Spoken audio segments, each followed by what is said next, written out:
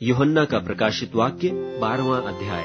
फिर स्वर्ग पर एक बड़ा चिन्ह दिखाई दिया, अर्थात एक स्त्री जो सूर्य ओढ़े हुए थी और चांद उसके पांव तले था, और उसके सिर पर 12 तारों का मुकुट था, और वह गर्भवती हुई और चिल्लाती थी, क्योंकि प्रसव की पीड़ा उसे लगी थी, और वह बच्चा जनने की पीड़ा में थी।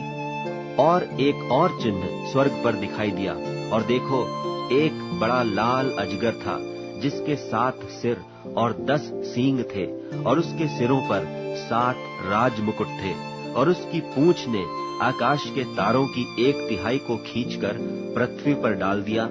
और वह अजगर उस स्त्री के सामने जो जच्चा थी खड़ा हुआ, कि जब वह बच्चा जने तो उसके बच्चे को निगल जाए। और वह बेटा जनी जो लोहे का दंड लिए हुए सब जातियों पर राज्य करने पर था, और उसका बच्चा एकाएक परमेश्वर के पास और उसके सिंहासन के पास उठाकर पहुंचा दिया गया। और वह स्त्री उस जंगल को भाग गई, जहां परमेश्वर की ओर से उसके लिए एक जगह तैयार की गई थी, कि वहां वह 1260 दिन तक पाली जाए। फिर स्वर्ग पर लड़ाई हुई।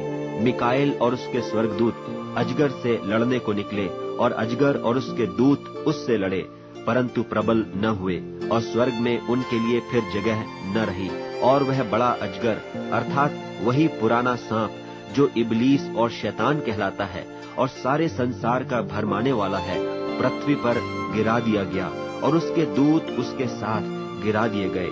फिर मैंने स्वर्ग पर से यह बड़ा शब्द आते हुए सुना, कि अब हमारे परमेश्वर का उद्धार और सामर्थ और राज्य और उसके मसीह का अधिकार प्रकट हुआ है, क्योंकि हमारे भाइयों पर दोष लगाने वाला, जो रात दिन हमारे परमेश्वर के सामने उन पर दोष लगाया करता था, गिरा दिया गया।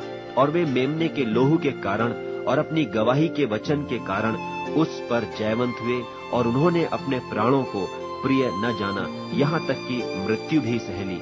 इस कारण हे स्वर्गो और उनमें के रहने वालों, मगन हो।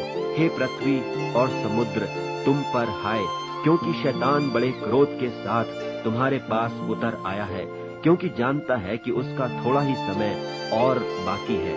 और जब अजगर ने देखा कि मैं पृथ्वी पर गिरा दिया गया हूँ, तो उस स्त्री को जो बेटा जनी थी सताया, और उस स्त्री को बड़े उकाब के 2 पंख दिए गए, कि सांप के सामने से उड़कर जंगल में उस जगह पहुंच जाए, जहां वह एक समय और समयों और आधे समय तक पाली जाए।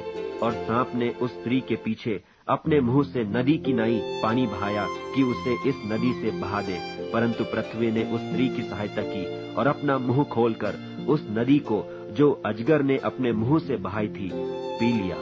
और अजगर स्त्री पर क्रोधित हुआ, और उसकी शेष संतान से, जो परमेश्वर की आज्ञाओं को मानते और यीशु की गवाही देने पर स्थिर हैं, लड़ने को गया, और वह समुद्र के बालू पर जा खड़ा हुआ।